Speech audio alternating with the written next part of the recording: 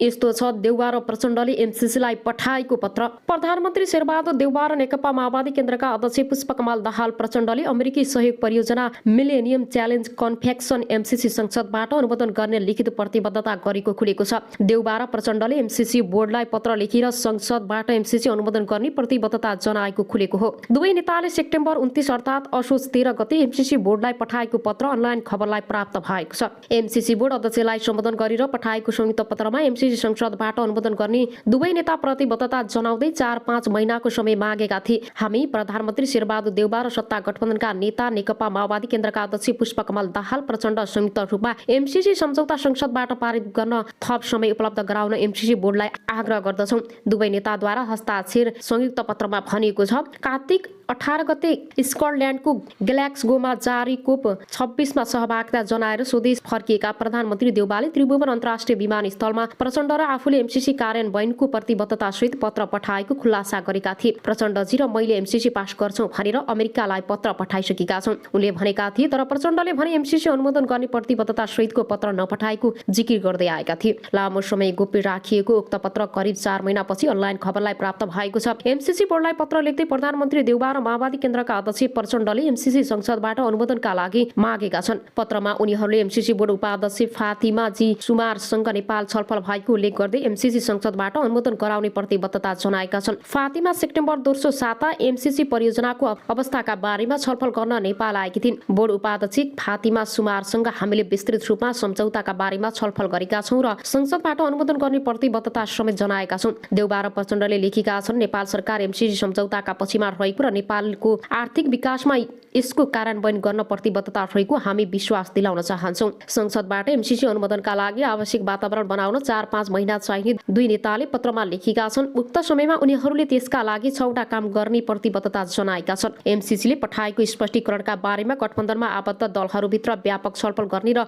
यथार्थ बुझाउने प्रधानमन्त्री देउवा र माओवादी केन्द्रका अध्यक्ष प्रचण्डले बताएका छन्। एमसीसीका बारेमा रहेका भ्रम र आशंका हटाउन सरकारले सार्वजनिक बहसका कार्यक्रममा गर्ने साथै एमसीसी अनुमोदनका पक्षमा धारणा राख्न सत्ता गठबन्धनमा आबद्ध दलहरूले संयुक्त पत्रकार सम्मेलन गर्ने प्रतिबद्धता प्रधानमन्त्री देउवा र माओवादी केन्द्रका अध्यक्ष प्रचण्डले गरेका छन्। सरकारी सञ्चार माध्यम मार्फत एमसीसीका बारेमा वास्तविक सूचनाहरू सम्प्रेषण गर्न एमसीसी नेपाललाई प्राविधिक र सञ्चारका कामहरू सम्पन्न गर्न प्रोत्साहित गर्ने जसले गर्दा एमसीसी कार्यान्वयन गर्न सहज होस्। पत्रमा भनिएको छ र एमसीसी सम्झौता संसदबाट अनुमोदन गर्न सभामुखलाई छिटो टेबल गर्न संयुक्त रूपमा आग्रह गर्ने। प्रधानमन्त्री देउवा र प्रचण्डले दुई देशबीचको लामो मित्रता र सहयोगी सम्बन्धले एमसीसी परियोजना अनुमोदनका लागि थप समय उपलब्ध हुने विश्वास गरेका थिए। एमसीसी संसदबाट अनुमोदन गराउन केही समय आवश्यक हुने हाम्रो आग्रहलाई एमसीसी बोर्डले स्वीकार गर्ने विश्वास लिएका छौं। पत्रको अन्तिममा भनेको छ प्रधानमन्त्री देउवा र प्रचण्डले एमसीसी संसदबाट अनुमोदन गराउन मागेको 5 महिनाको समय खर्किन लागेको छ। तर प्रतिबद्धता अनुसार एमसीसी सम्झौता संसदबाट पारित हुनेमा भनी आशंका छ। एमसीसीलाई लिएर सत्ता गठबन्धनमा रहेका दलहरूबीच नै तीव्र मतभेद छ।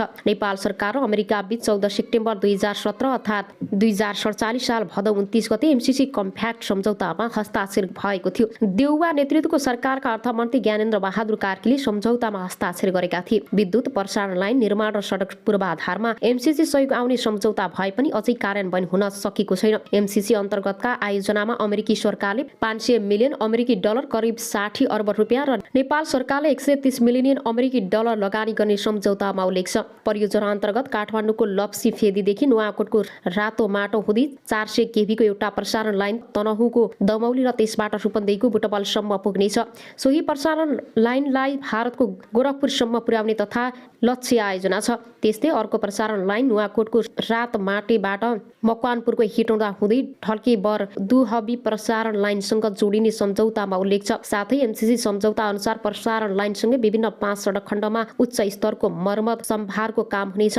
5 वर्षमा सम्पन्न भइसक्नु पर्ने परियोजना 5 वर्ष बित्दै लाग्दा पनि अलपत्र अवस्थामा छ। एमसीसी परियोजना संसदबाट अनुमोदन भएपछि मात्रै कार्यान्वयनमा जानेछ। गिरीका अनुसार दुर्घटनामा परि बेहुला 25 वर्षीय दान बहादुर खड्का बेहुली, 19 वर्षीय सीमा जीसी र 21 वर्षीय हरिउडा मगर, 27 वर्षीय नरेश खड्का र 25 वर्षीय सावित्रा जीसी घाइते भएका छन्।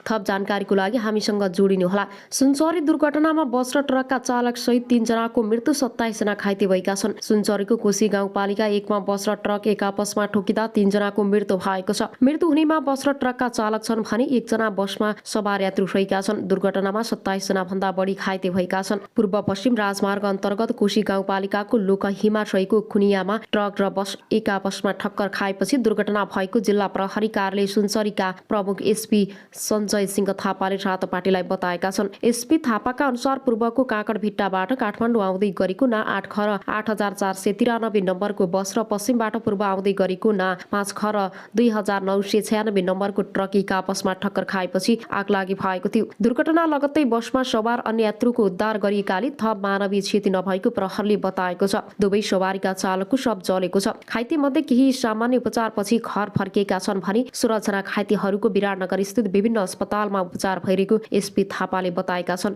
मृत्यु हुनेहरूको अझै पनि पहिचान खुल्न सकेको छैन। अब आउनुस् अर्को समाचारतर्फ लागौं। 21 वर्षीय गर्भवती श्रीमतीको हत्या गरेको भन्दै श्रीमान र ससुरा पक्राउ परेका छन्। एक गर्भवती महिलाको ज्यान लिएको आरोपमा कपिलवस्तुमा पति र ससुरालाई प्रहरीले पक्राउ गरेको छ।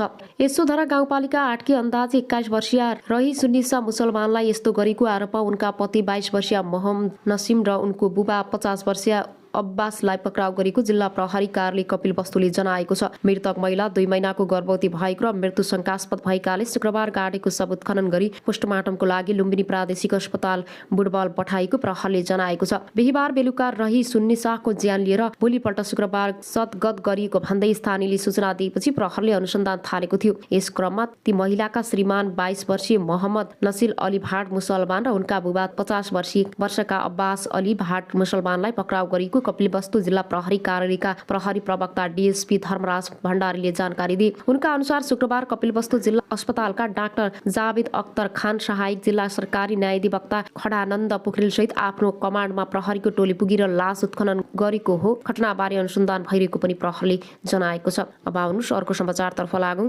र भोलिपल्ट शुक्रबार सद्गत गरिएको भन्दै स्थानीयले सूचना दिएपछि प्रहरीले अनुसन्धान थालेको थियो। यस क्रममा ती महिलाका श्रीमान 22 वर्षीय मोहम्मद नसिम अली भाट मुसलमान र उनका बुबा 50 वर्षका अब्बास अली भाट मुसलमानलाई पक्राउ गरिएको कपिलवस्तु जिल्ला प्रहरी कार्यालयका प्रहरी प्रवक्ता डीएसपी धर्मराज भण्डारीले जानकारी दिए। उनका अनुसार शुक्रबार कपिलवस्तु जिल्ला अस्पतालका डाक्टर जावेद अख्तर खान, सहायक जिल्ला सरकारी न्यायाधिवक्ता खडानन्द पोखरेल सहित आफ्नो कमान्डमा प्रहरीको टोली पुगेर लास उत्खनन गरेको हो। घटनाबारे अनुसन्धान भइरहेको पनि प्रहरीले जनाएको छ। अब आउनुस् अर्को समाचारतर्फ लागौं। घरका सबै सदस्यलाई बेहोस बनाएर लुटपाट भएको छ। 2 भारतीय नागरिकले कञ्चनपुरमा यी घरका सबै सदस्यहरूलाई बेहोस बनाएर लुटपाट गरेका छन्। जिल्लाको भीमदत्त नगरपालिका 3 को शुभ प्रभात टोलका स्थानीय सन्तोष पाण्डेका सबै सदस्यलाई घर परिवारका सबै सदस्यलाई बेहोस बनाएर शुक्रबार राति घरमा लुटपाट भएको प्रहरीले जनाएको छ। जिल्ला प्रहरी कार्यालय कञ्चनपुरका प्रवक्ता प्रहरी नायब उपरीक्षक डीएसपी चक्रबहादुर शाहले पाण्डेका अनुसार घरमा 2 दिन अगाडि मात्र कोठा भाडा लिएर बस्दै आएका 2 जना भारतीय नागरिकले सबैलाई बेहोस बनाएर लुटपाट गरिएको जानकारी दिनुभयो। 2 दिन अघि मात्र उहाँको घरमा कोठा भाडा लिएर बस्ने गरेका 2 जना भारतीय नागरिकले शुक्रबार राति श्रीमतीको जन्मदिन परेको भन्दै मिठाई र केक खुवाउनु भएको रहेछ। डीएसपी शाहले अनलाइन खबरसँग भने तर मिठाई र केकमा नशालु पदार्थ खुवाएर घरका सबै सदस्यलाई बेहोस बनाएर लुटपाट गरेको देखिन्छ। शाहका अनुसार पाण्डे, उनकी श्रीमती कमला, 20 वर्षीय छोरी सोना, 18 वर्षीय छोरा सन्दीप र 14 वर्षीय छोरा सुदीप बेहोस अवस्थामा घरमै भेटेका थिए। उनीहरूको महाकाली प्रादेशिक अस्पतालमा उपचार भइरहेको छ भने सबैको अवस्था सामान्य छ। लुटपाटमा संलग्न भारतीय नागरिकहरूको पहिचान खुलेको छैन। उनीहरूको घरमा रहेको गरगहना, नगद, मोबाइल, कम्प्युटर लगायतका सरसामान चोरी गरेको पीडितले बताएका छन्। चोरीमा संलग्नहरूको खोजी भइरहेको प्रहरी नायब उपरीक्षक शाहले बताउनु भएको छ। अब आउनुस् अर्को समाचारतर्फ लागौं। आमा हराएको नाटक जस्तै आमाको हत्या गरी जंगलमा लगेर जलाएको पुष्टि। धनप्रतिको लोभ अनि नीच सोच र कुप्रसिद्ध मानसिकताको मानिसको दिमागमा जरा गाडेपछि मान्छेले जस्तोसुकै अपराध गर्न पनि पछि पर्दैन भन्ने उदाहरण मोरङको पत्थरिने सोरी घटेका एउटा घटनाले देखाएको छ। गत माघ 12 गतेदेखि आफ्नै घरबाट बेपत्ता बनेकी मोरङ पत्थरिने सोरी 2 की 90 वर्षीय जंगलमा श्रेष्ठ बेपत्ता भएको 6 दिनपछि आफ्नै छोराले घरमै हत्या गरी जंगलमा लगी जलाएको घटना पुष्टि हुँदा आफन्त र गाउँमै त्रसित बनेको छ। जग्गा सम्बन्धीको मुद्दा अदालतले आफ्नी 90 वर्षीय आमालाई 5 कट्टा जग्गा दिनुपर्ने फैसला सुनाएपछि रिसको आवेगमा मोरङको पत्थरिनेश्वरी नगरपालिका 2 का 48 वर्षीय कमल श्रेष्ठले आमाको हत्या गरी शव जलाएको पुष्टि भएको इलाका प्रहरी कार्यालय पत्थरीले जनाएको छ।